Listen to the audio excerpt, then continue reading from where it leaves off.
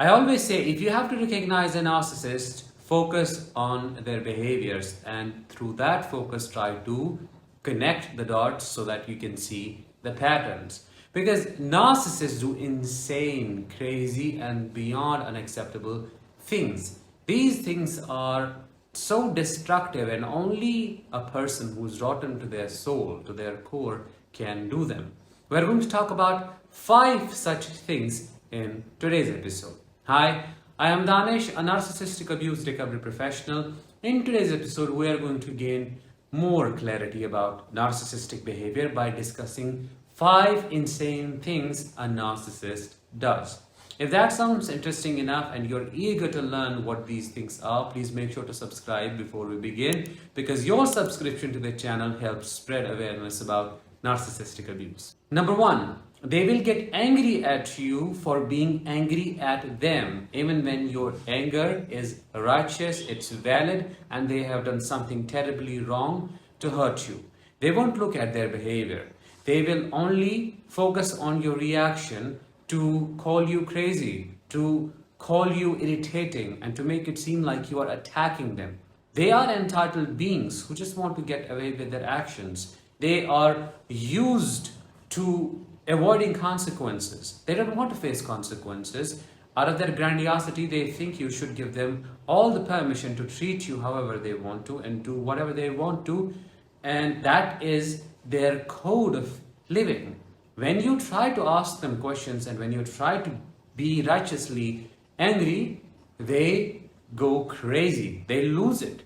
They never validate your anger. They never hold space for your emotions. Everything that comes out of your mouth is perceived as some form of criticism, and they feel you are attacking them. This is how it gets translated in their crazy mind. Even when they have done something terribly wrong, they don't take responsibility at all. You know it. They don't see their actions through your eyes.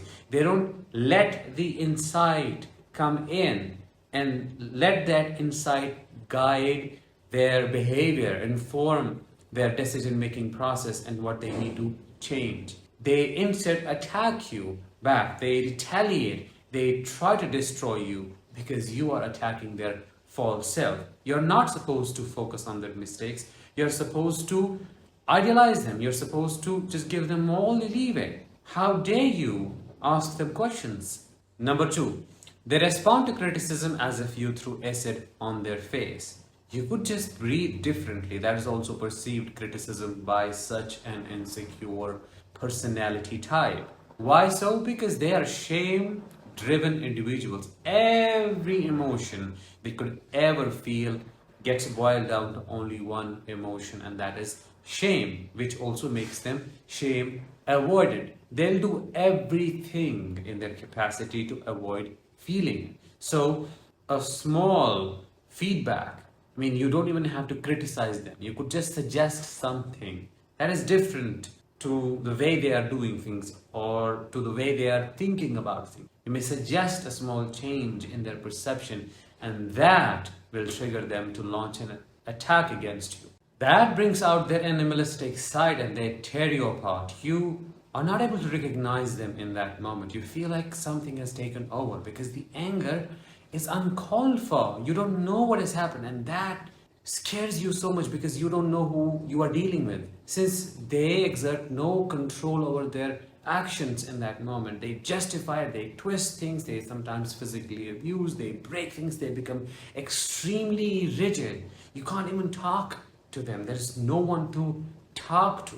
Have you experienced this? Let me know in the comments. If you have experienced it, how did you deal with their behavior? How did that make you feel? Drop your answers in comments because your answers might help other survivors feel validated and less alone in their journey of healing and recovery. Number 3, they think they are entitled enough to violate anyone they want to. They think they should be permitted to destroy people's boundaries, but nobody can do any of that to them. Why? Because they are special. They're above everyone else, and whosoever they are targeting is way below there. They're way below in intelligence or money-wise or in any other way below them. So it's okay to exploit the scum on earth. That is how they perceive people who are not equal to them. This proves how morally corrupt they are and how dead their conscience is. They want you to let them exploit you financially, psychologically, emotionally, and have no complaints whatsoever.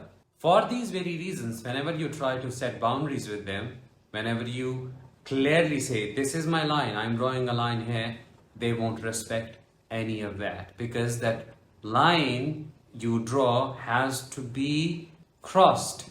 That boundary you clearly put out there has to be broken by them, because your boundary is an ego injury. It is a threat to their control. So they have to prove to themselves that they are more powerful than you.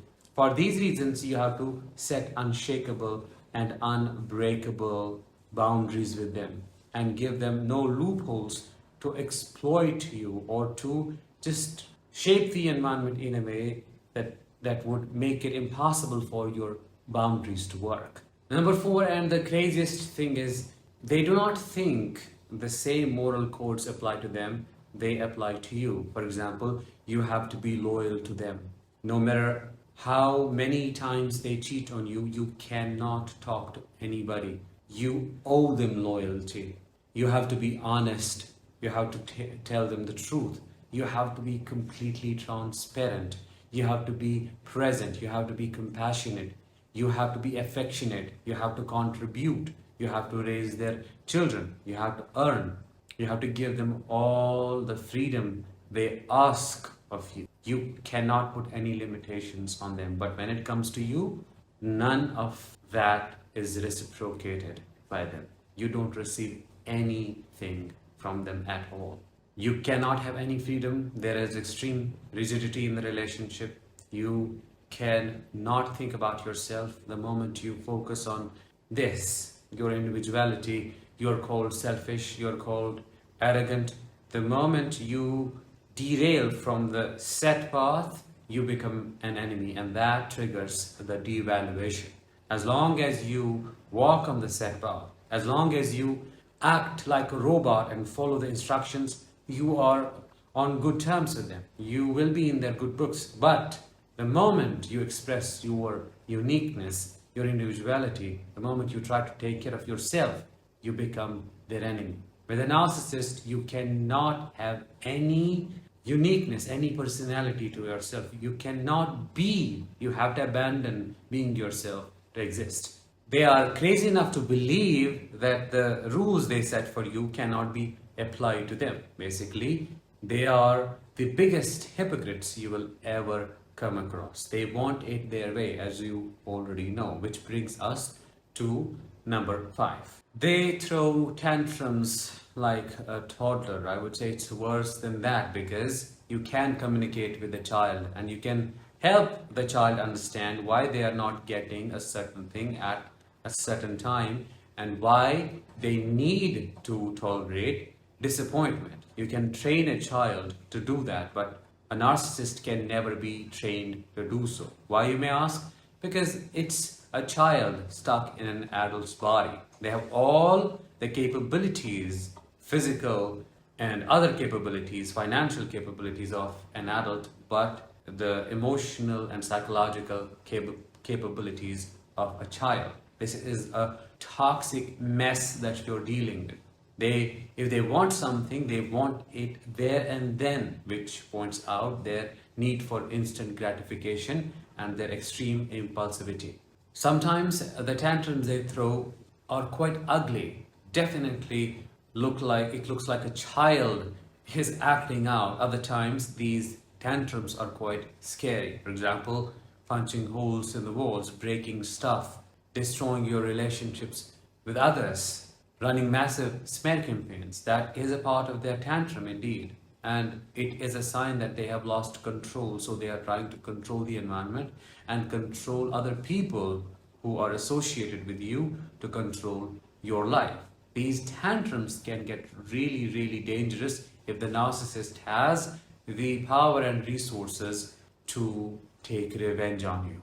Which also makes it extremely important to say that they think vengeance is their right. They do not care about the relationship. they have shared with you in the past. Let's say you are divorcing them. They will wage a full-on war against you. It truly will be turned into a battle. They will show zero empathy or sympathy for you. They will use your children against you if that means you will be destroyed.